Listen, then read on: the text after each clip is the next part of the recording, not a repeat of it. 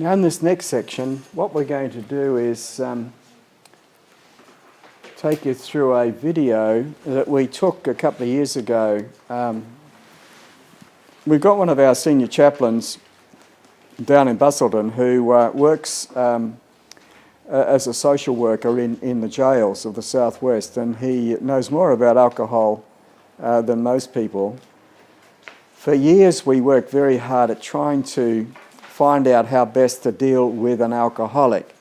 Every time we went to talk to the Drug and Alcohol Authority or to some crowd like them, all we got were details on how much you can drink every night and what alcohol does if you take so many drinks of it, or what type of wine or beer that you are drinking. We got all these sort of that information stuff, which wasn't helpful because what we were facing as street chaplains on the streets were different ways in which people were being affected by alcohol.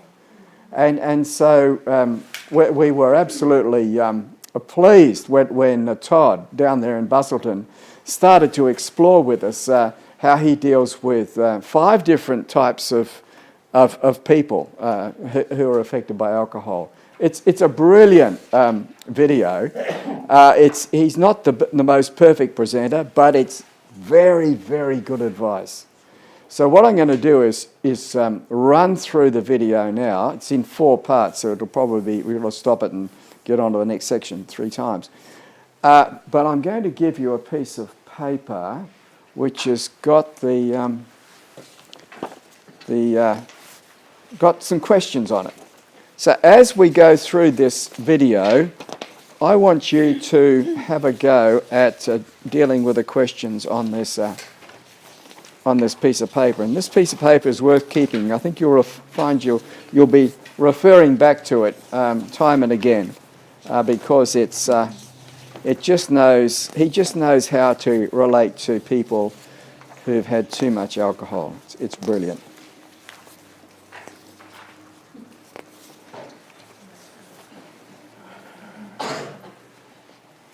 Now this won't be perfect, but we'll hopefully make it happen.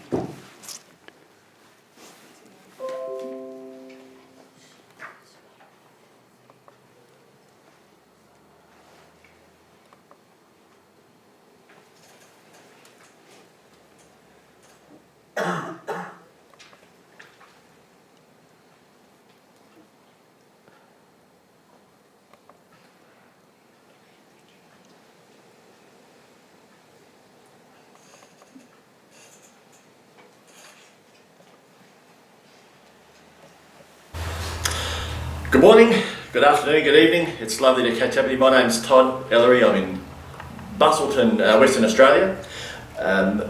I am a social worker and my role is I work in a prison. I work with offenders. I run therapeutic programs with them. As such, I have a bit of experience in dealing with people who are affected by alcohol, people who get aggressive, get a little bit wound up by things. And so I'm hoping to bring you a bit of training that will help you to understand a bit about why this happens. In dealing with people affected by alcohol and aggression, it's useful to know not just what to do, but why they are doing what they're doing. It provides an opportunity to see the world through their perspective. Perspective on the street is massive. Perspective in life is massive, and really important to understand why people see the world the way they do. So I want to have a look at this picture up here, if you would, of Spaghetti Head. So now the reason I call him Spaghetti Head is because medically you might have seen some pictures of a brain which was grey and white and looked kind of neat and tidy, divided into 2 halves.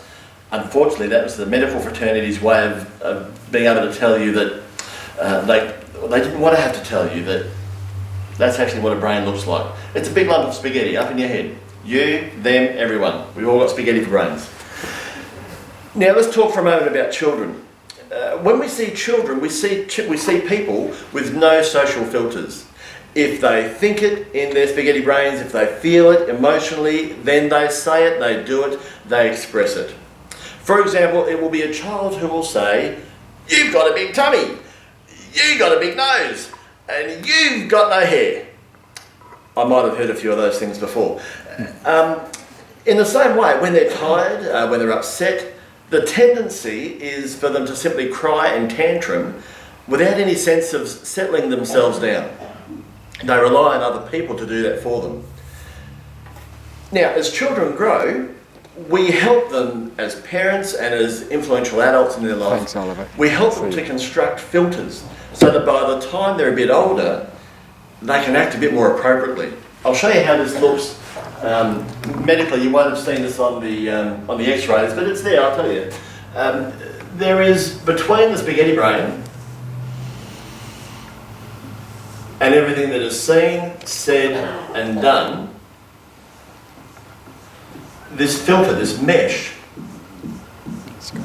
which we build into kids, ideally,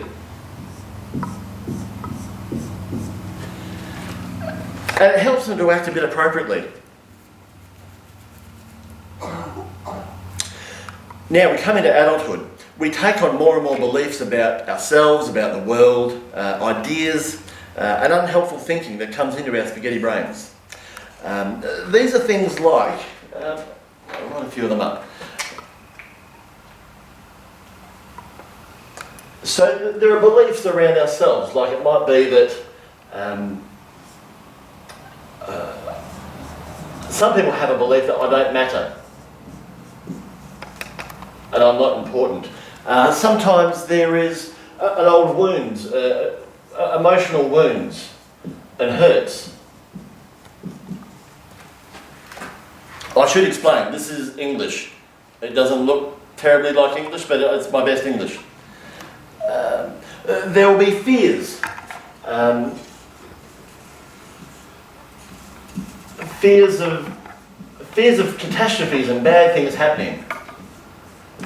There'll be concerns. And there'll be their views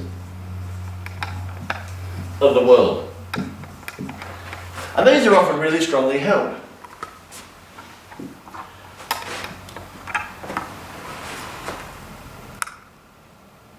The other big one. Is the world a safe place?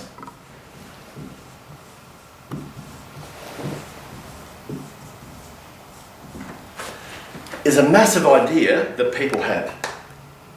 Now, generally speaking, all of this stuff is here. And there's every chance that if you're watching this, you might be old enough to have a few of these yourself. But our filter, because it's all stored in our spaghetti brains, our filter means that when we see someone, we just simply say, hello, how you going? We act appropriately. We don't immediately jump down their throat, get all upset, start to tantrum and cry and scream and carry on around them. We get to conduct ourselves in an appropriate way.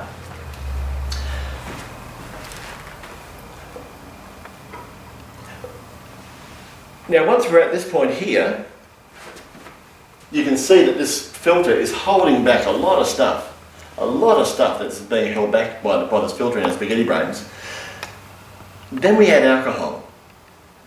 What I'd like you to do is to have a chat, perhaps just within a group of 3 or 4, just to pull your chairs together, and have a chat about where you've seen this kind of stuff play out, where you've seen these kind of fears, these kind of concerns and beliefs operating within people, maybe operating within yourself. And we'll come back in a moment.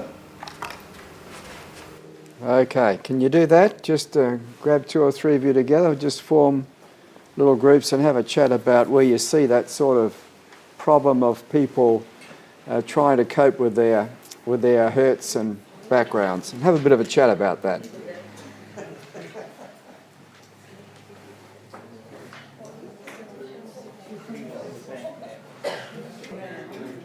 Okay, any comments?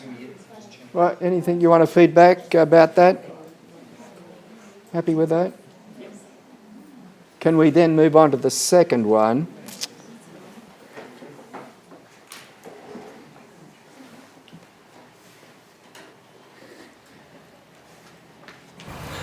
And you're back. So you've had a chat about how you've seen this kind of stuff play out in your own lives, in the lives of those around you, maybe in children that you've seen. We've then added alcohol into the mix. Now, some more sciencey stuff. Alcohol is an acid, and what it actually does it eats away parts of the filter.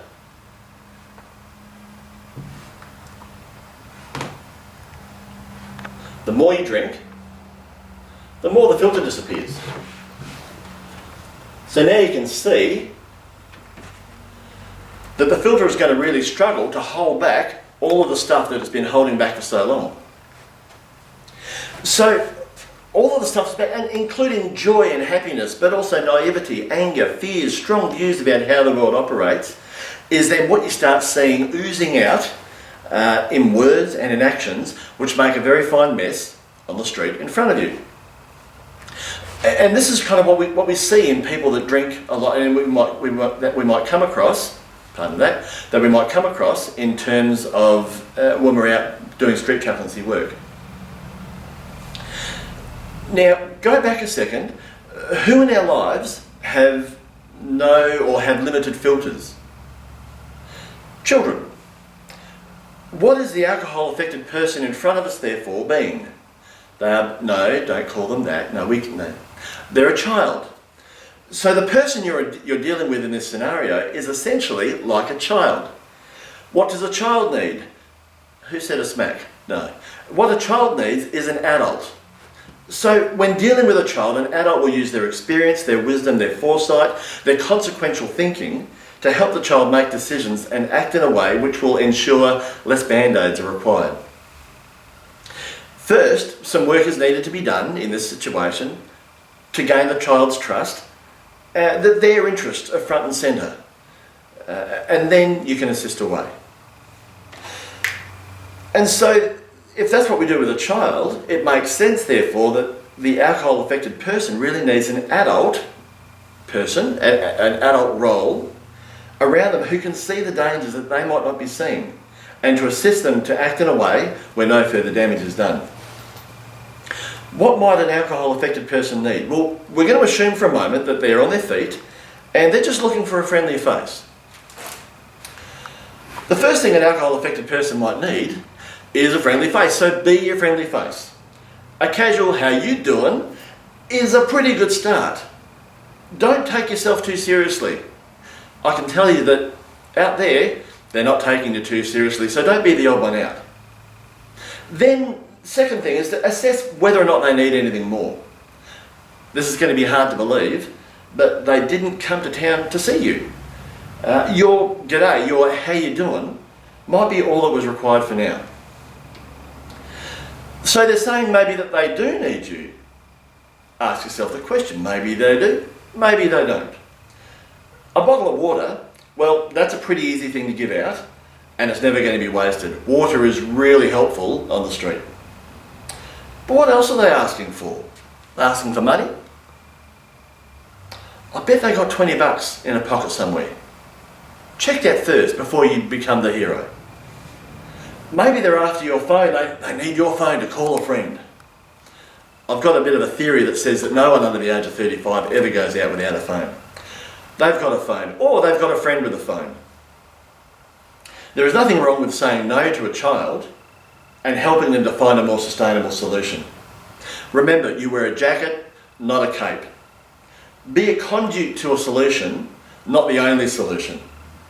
They're in a child state, so you treat them accordingly. So that's if you're coming across someone who is a bit emotional, a bit alcohol charged, they're bouncing around, jumping from seat to table to whatever they're doing, they're just wanting a g'day. Let's pretend for a moment that the alcohol affected person is a little more emotionally charged. Then it might be a bit trickier to work out what they want.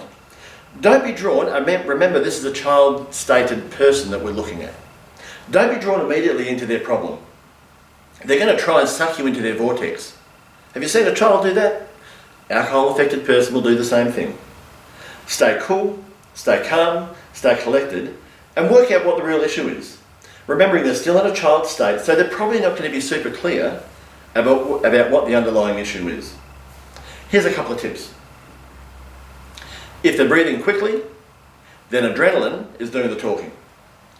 Ask them to slow their breathing down, which is a specific thing, and reassure them that you're going to be there with them. Oh, don't tell them to calm down. Has anyone ever told you to calm down? Just calm down. Calm down. No, calm down. Did you calm down? I bet you didn't. Telling someone to slow their breathing is a specific thing. Maybe be more specific. Can you breathe 3 times in 10 seconds? Don't tell them to stop breathing. That's no. But be specific in what you're asking of them.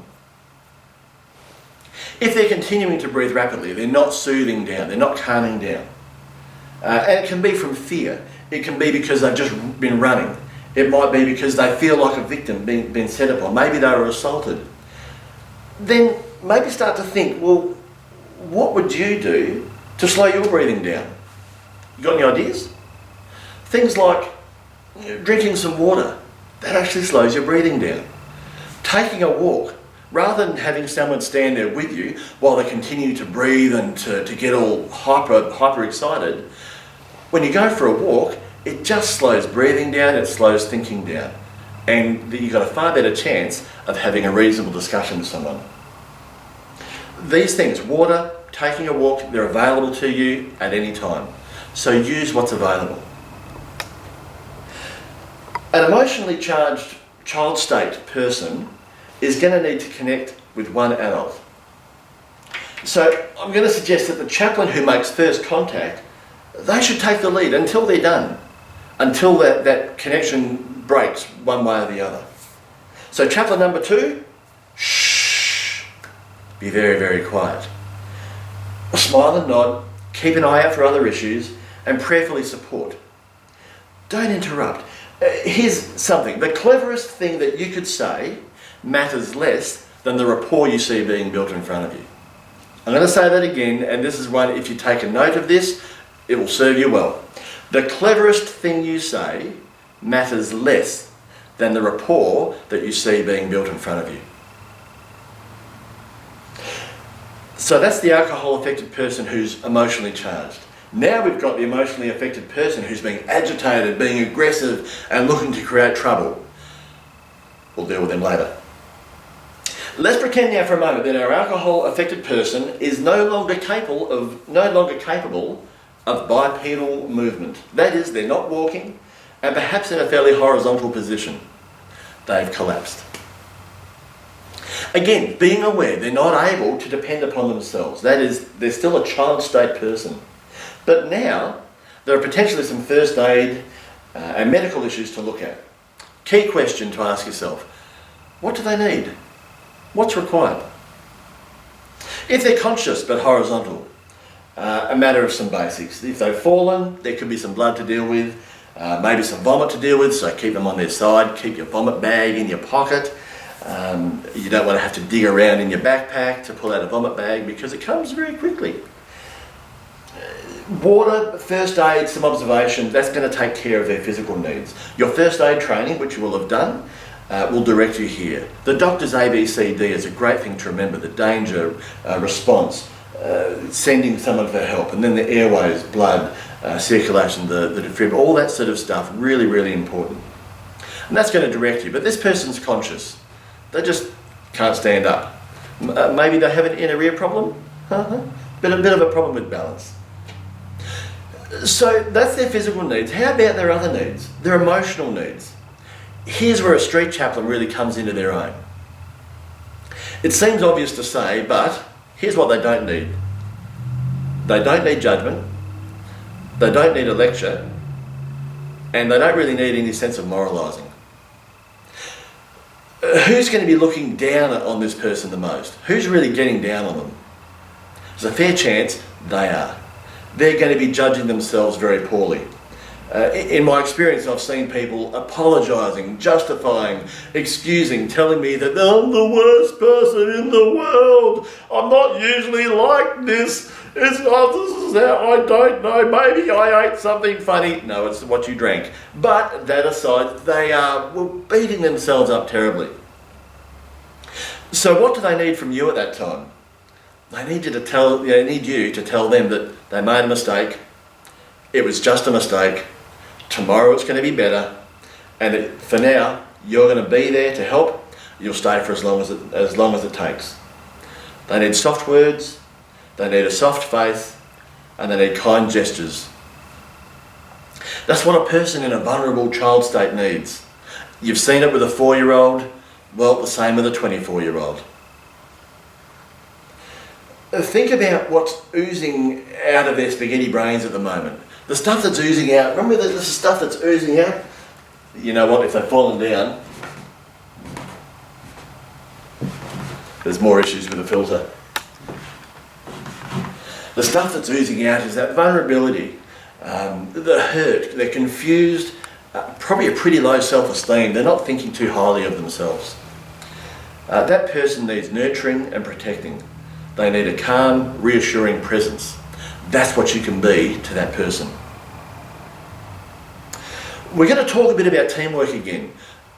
I'd love for you to have a chat with the same people you talked with before about teamwork and about what will be good. What do you look forward to about working with a team, working with a partner? What might make you nervous about working with a partner? Maybe ask each other that. What makes you nervous? And maybe talk a bit about what do you expect from a team member. Okay, let's go back into our groups and just talk about being in the team. Remember what he said about the two people in the situation. Who takes the... Actually, I thought they would have stayed in it for longer. Manuel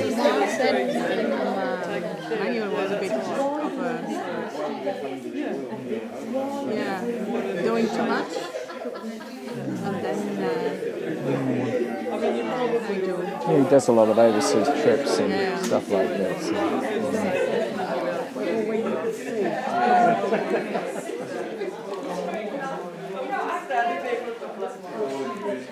Okay, we're ready to go on to stage 3. So let's reform and do that. Now he's starting to get into the type of drunk. So this one is getting more and more into the situation. I'm glad that you're coping with his humour. Is everyone okay with his humour? It's very Aussie humour. We actually showed this video to a training exercise in Singapore last April. It went down like a stone. They just could not understand Todd's humour whatsoever. It was fascinating.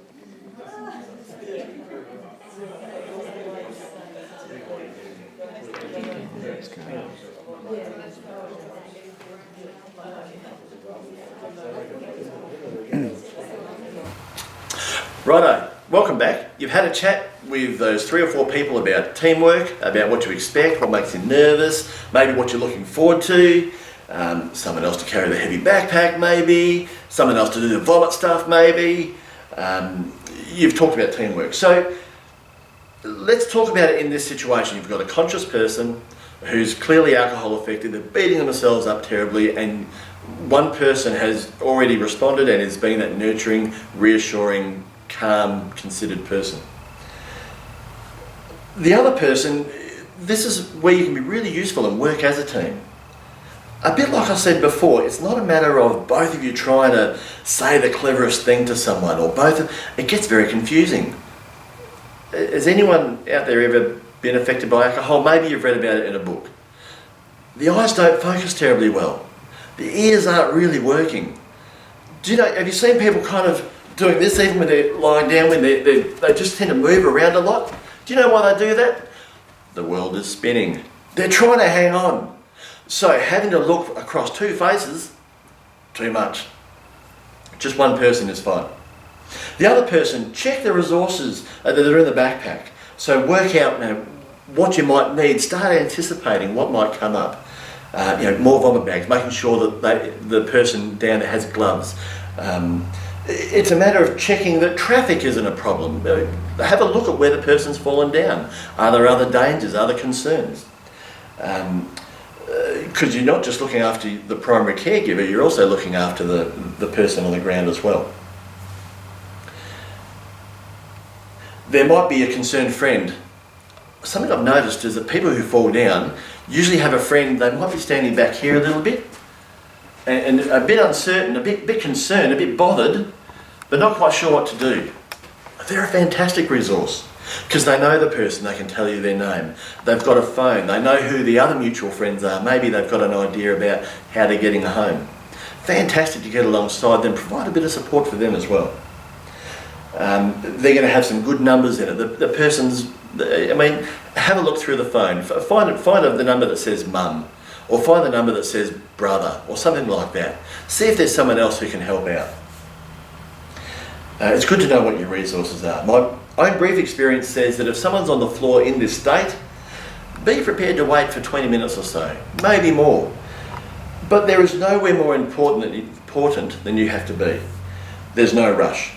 When they're lying down, they can't fall over and hurt themselves, so it's a pretty safe place for them to be. Quick story, a lady who was very intoxicated, there was drug use involved as well, had fallen down. A bunch of friends were saying, come on, get up, we'll help you up, you just need to walk it off. She would get to her feet and then fall over again. Every time she got to her feet, she was at risk of hurting herself again.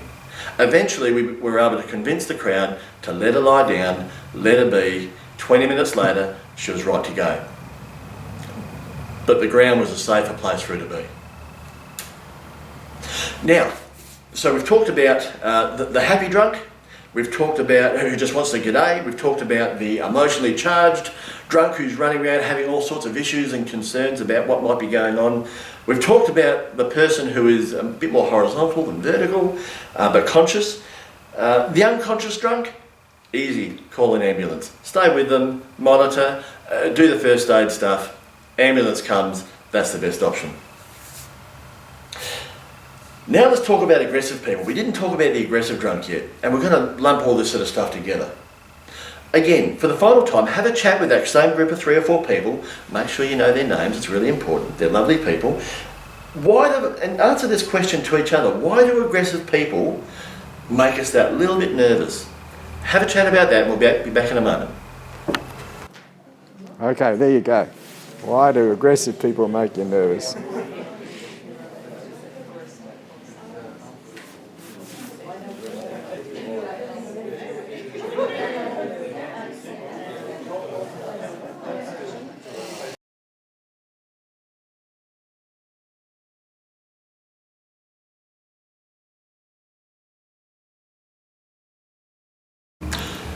Alright, so you've had a bit of a chat about why aggressive people might make some of you, probably not you, no, the person next to you, make it just a little bit nervous. What were some of the things that came up? Was it something around the unpredictability, maybe concerns around violence? Not quite sure what to do? If you're not normally an aggressive person yourself, aggression, or people who get very assertive and really start putting themselves into your face, can be a bit confronting. Now, we get to talk about aggressive people very quickly here because the factors behind aggression are really similar to what we've already discussed. We've said before that alcohol is acidic. Remember, it eats through the filter and it means all the stuff that's back here then just pours out without being able to screen it out. Well, where are we up to? Emotions are equally corrosive. Emotions also corrode away the filters. In you, in me, in everyone. And this is something that's probably worth even thinking about. What happens to you with your filters when you get emotionally het up or upset or angry or something? Same kind of thing. When you combine emotions with alcohol, and we know that on the street that's often the case, alcohol is always involved, well, what you're seeing is just a bunch of old hurts, bunch of old vulnerabilities, confusion, offences, and woundedness just bleeding out. That's what you're seeing. It's all old stuff. A quick question, why does it come out as aggression? I mean, if they're sad or confused or hurt or feeling vulnerable, how come people don't just express that? I mean, it would be so much easier, so much nicer. You could just have a cup of tea with them and it'll be lovely and it'd be great, but no, it's all this anger stuff. Why do they do it? It's because it works. Anger and aggression make people feel strong. And when people feel like the world or part of the world is against them, then what they fear most is that feeling of fear and confusion. They don't like fear and confusion. Anger, it gets the adrenaline up, it empowers people. And when people know that it works for them in the short term, we know it doesn't work long term, but it works in that short term, it makes sense that that's where they're going to go. They're going to hit the angry button, put the angry eyes in, and that's what you're going to see. Now, let's think about this child state person again, because the 4-year-old, anyone got a 4-year-old, does the same thing. So what you're actually seeing out on the street, it's a tantrum. So it's a little tanty because Billy didn't get his own way. He's chucking a tanty on the corner. Look, key difference between a 4-year-old chucking a tanty and a 24-year-old chucking a tanty is a 24-year-old is bigger and might have muscles. This is where it's different, but the principle, the whole filter thing and the whole emotions bleeding out, it's the same. Nothing changes. Now you might be in a position, if they're not too tightly wound, if they're just a bit aggressive and just a bit bit bouncy, just bouncing around, you might be able to do something about it. What would you do with someone else's child when they're chucking a paddy? Don't do that. The thing you just said? No. Well, I'm thinking more about what would a kindy teacher or what would a Sunday school teacher do when there's a bit of a tantrum going on. Generally they distract them, they move them away, they start talking about the Teenage Mutant transforming Nerf guns or whatever the current go is. An older aggressive person is no different. In my particular case, I normally start talking footy. I start talking about their favourite beer, I start talking about music, I start talking about their work. Anything to distract them from the object of their derision. It allows a bit of time for some of their adrenaline, which is building up with the anger, just to start to subside a bit. Just a bit of a general conversation about nebulous things. Footy is a fantastic way. Any sport, anything like that is just golden. It really works, and it's worth knowing a bit of that stuff and being informed about what's going on in the world around you. Now, someone who looks a bit like me, and with my specific experiences, as I said, I work in a prison environment, I play competitive sport, and I look like I probably ride a very large motorbike.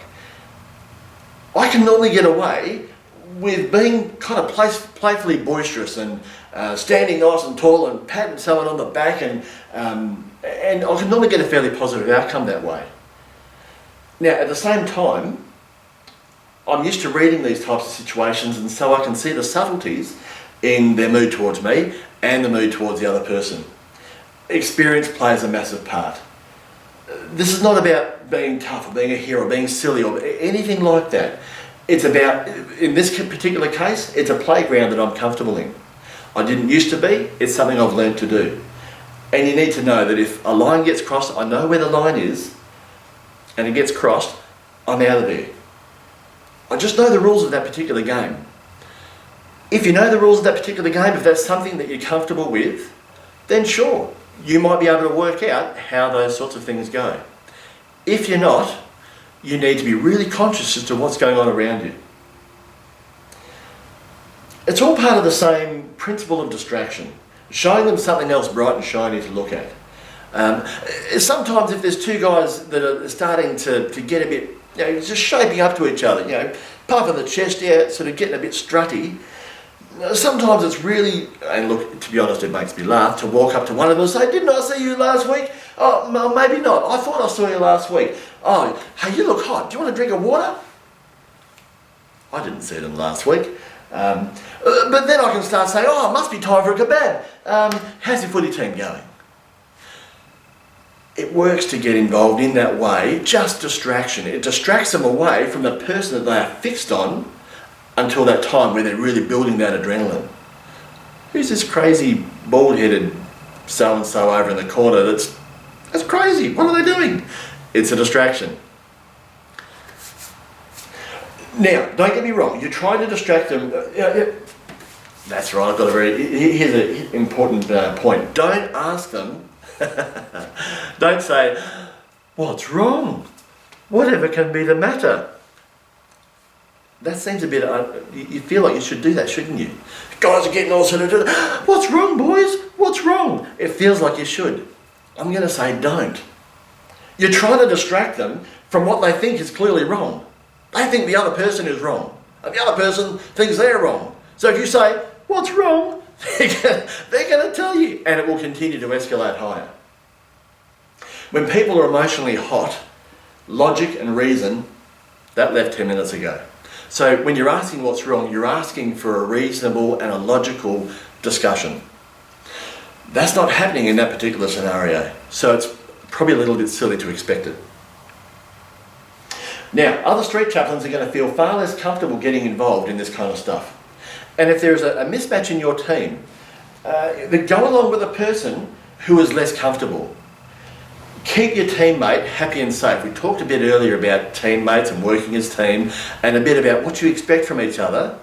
No one goes out expecting to be led into areas that they're really not comfortable. Don't start wandering into these kind of situations where you or your partner's spidey senses start telling you not to. It's a really important discussion to have at the start of a shift. What are you happy to do? What makes you uncomfortable? Where are things up to? What do you want to try? What don't you want to try? What do you like to do in these scenarios? Really important, so that way when you get to it, you know you have an understanding with your teammate. If the situation escalates further, and I'm thinking things like weapons, punches are being thrown, big groups of people starting together, keep you and your teammates safe. It's beyond anything, this is beyond distraction now. Things are going to happen regardless of whether you intervene or not. Stay safe. Walk away a safe distance, away from the scenario, maybe across the road, maybe down the street a little bit, and start counting. There's lots of things you can count. You can count the number of people involved. You can count the number of punches being thrown. You can start counting the amount of professional services you think you might require, maybe the kind of band-aids. How many band-aids is this situation going to need? Start counting. And look, through all of this, control your own emotions by controlling your breathing. You'll be aware that when this stuff starts to heat up, you've seen them heat up, and the breathing gets very quick. Probably the same thing is happening with you. When your breathing gets quick, when your adrenaline starts to pump, you will make a decision based on adrenaline. That's not your best decision. Control your breathing, monitor each other, stay nice and calm, and as I said, start counting. Start finding things to count. As a street chaplain, it's important to remember your role. Your role is threefold. It's compassion, it's first aid, it's practical help. There are others out there whose job it is to manage security and to break up fights. That's their job. There's far too much paperwork involved in you getting punched or worse. So know your personal boundaries as well as the personal boundaries of your teammate. And that's essentially, I suppose, what I wanted to talk about as far as people getting agitated. Last little moment.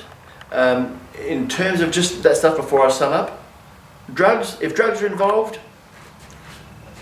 this is no longer about, drugs aren't actually doing the same thing as alcohol. Drugs aren't eroding filters. Drugs are actually firing up different parts of the brain altogether. Drugs are really causing massive dumps of dopamine, or they're causing massive flashes and misconnections up here. Stay out of it. Get professionals involved, let them deal with that, and you work out who else needs your services, who else needs your help. Let me sum up. Each street chaplain and each situation in each of the central business districts that we work in will say and do different stuff. Each has their own style, each has their own manner, each has their own sense of boundary, and their way of working with people. You've all gotten involved here because you like working with people, I hope. This is why I've tried not to spend too much time saying do this and do that. I've tried to make it a bit more, this is why this might be happening. Because principles, they apply broadly across situations and locations. The principle of the alcohol creating a child state person is the same in Busselton, in Sydney, in Singapore, in Fremantle, everywhere. It's the same principle. But the number one principle I try and live by, and I've saved this for last, so hopefully it's the first thing you remember. When you go out on the street, God must be bigger than your bicep. If you back and trust only your own strength, and I mean physical strength, emotional strength, intellectual strength, if you just back that, and that's all you're backing, you're just another wannabe do-gooder. You'll eventually get in the way of a professional service, such as police or medical personnel, and who are out there. You're going to get hurt, you're going to get burned out, and you're going to put your safety and the safety of your teammate at risk. God must be bigger than your bicep. Keep talking to God. Let God talk to you about what you're seeing, about what's required, about what you will do and what you will say. Ask God to give you strength, compassion, and the ability to see the world through the eyes of the child state person who's in front of you. I'm really hoping this has been of some help. I really hope that you love being a street chaplain as I've loved being a street chaplain. Enjoy. Thank you.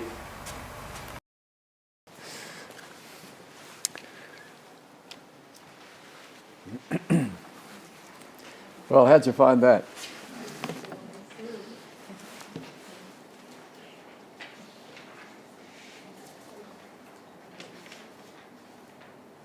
That's excellent stuff that Todd's given us there. It's worth its weight in gold.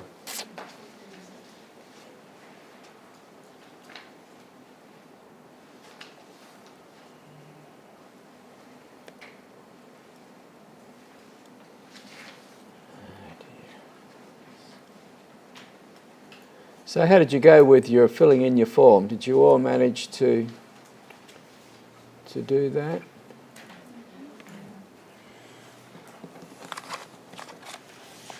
So, number one, Todd uses the word filters when talking about what goes on in people's brains. Can you write down what you think he means when he uses that word?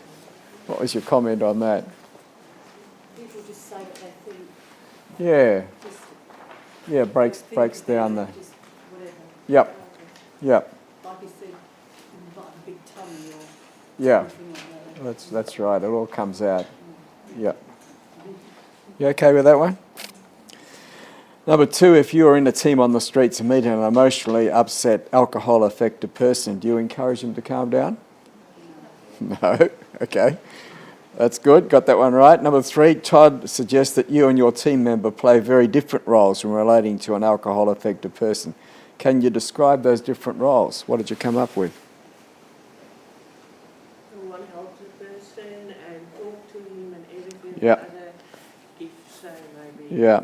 on the back. Stands back. Yeah, stands back. So the alcohol person, affected person, relates best to one person at a time. Yeah, he made that fairly clear in a couple of places, didn't he? Did you all get that? Okay. And we'll go back to, because I think he's talked a lot about teamwork in this video, and we'll go back to that in a minute with some stuff we gave you last week. So, number four, the aggressive drunk. Todd suggests some drunks are aggressive for certain reasons. Can you think of them?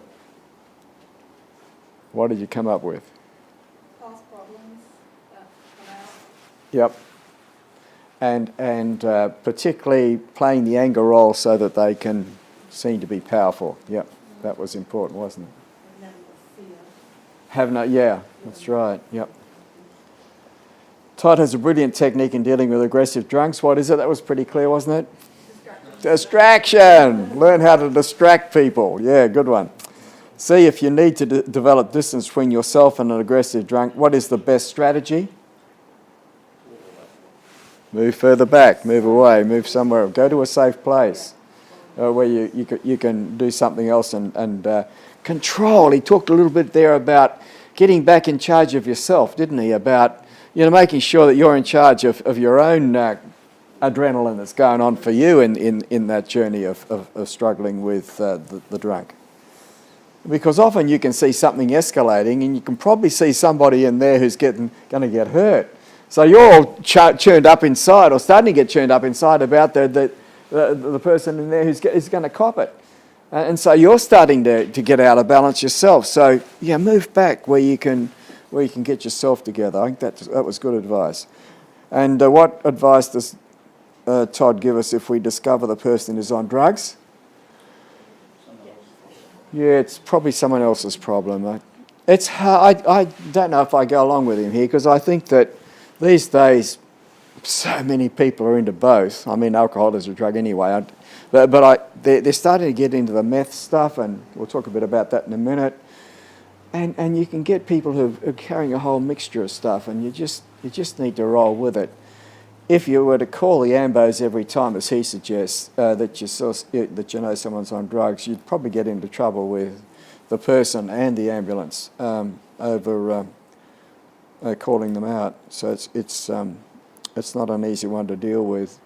Like we had this woman who, back last June, suddenly we got this $50 donation from this strange person, which was great, but then she followed it through with an email and said, look, I want to tell you what happened. My son was, I think it was in the Connections nightclub in James Street, which has been mostly a gay bar for years. He got to the top of the stairs to walk down the stairs to the street, and he realised that his drink had been spiked. So he grabbed his phone and he rang his mum. By the time he got to the bottom of the stairs, he was incoherent and wobbling badly, out of control. And as he lurched through the door onto the footpath, the chaplains happened, thank God. Providential care, God there. The chaplains grabbed him, stopped him from going horizontal, and noticed that the phone was live, so started a conversation with who found out it was Mum. So they looked after him until Mum arrived in James Street with a car and bundled him in and took him home. Just wonderful little thing that happened, and she was so grateful that we'd been there at the time. She gave us that donation. I think that obviously that was a drugs thing, and that was the best way to deal with it, just to get Mum in and get him home so he could sleep it off. It was good. So, yeah, so I have a different view than Todd on that one. I think you want to just play it by ear. Yeah, probably. Yeah, probably where he picked it up, yeah. So what do you think Todd means when he says God must be bigger than your biceps? Not to go out in our own strength. Yeah. You've probably already realised that we won't let you out at the end of this course unless you've got people who are dedicated to pray for you on the night you're doing your roster. I think that's just hugely important, that we cover you in prayer. And that's really at that number 5. So look, punch a couple of holes in that and put it in that resource book, okay? I think it's good stuff to remember that. And you won't find Todd's stuff very often, but it's absolutely excellent. Now, he was talking a bit about teamwork and the value of it when dealing with drunks. Now, last week we gave you this sheet, right, which has got a 2-sided sheet. Remember that? Blue on one side and pink on the other. It was about working in a team. You probably wondered why on earth we gave you that to do. And you may have even had an argument with your husband or your wife as to why they're different to you, or your best friend. Look, it's pretty simple. It's just that when you start working in a team, there are different dynamics. That's why a lot of us like to work on our own, because we're a master of everybody and servant to nobody. You know, we can do it whichever way we like. But when you're working in a team, a lot of other things start to come into play. And if, for instance, we took one of these, like the shark, a shark type person, look, none of these are bad. God's given us these gifts. We may be a turtle, we may be a fox, we may be an owl, we may be a shark. It doesn't matter. God's given it to you. That's fine. You may be a combination of some of them. Most of us are. That's great. And God's given you that gifting because He's got a particular thing that He's got you doing and will be doing. But when it comes to working in a team, you'd never put 2 sharks together. But you could put a shark and a teddy bear together, couldn't you? Because you could see the complementary relationship, can't you? Between a teddy bear and a shark, who can work very well together. And if you look at a good marriage is usually a marriage of opposites. That in the grace of God, they've worked out that they're totally different. But together, they're a team. That's how a good marriage works. So this is very important for us. So that we try and get you into a team with other people who will complement your giftings, okay? So that is very important for us. Treat it with a lot of care. Make sure you get it back to us, okay? Any comment on that? You happy with that? All right, let's close in prayer. Loving God, thank you for this journey tonight of being able to explore alcohol, the way people respond to it, Build that into us, Lord, so that we can carry it well and carry your peace with us at all times and keep us wise about a lot of the things that Todd said.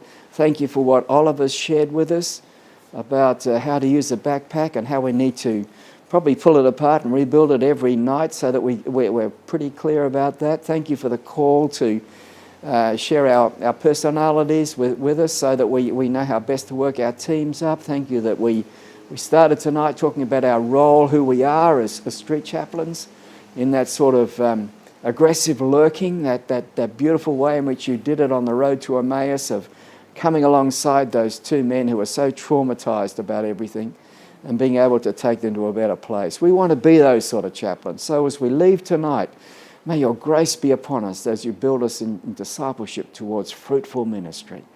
And help us next week at the CCTV to be a witness for you there too and to learn much. We ask it in Jesus' name. Amen. Thanks, guys.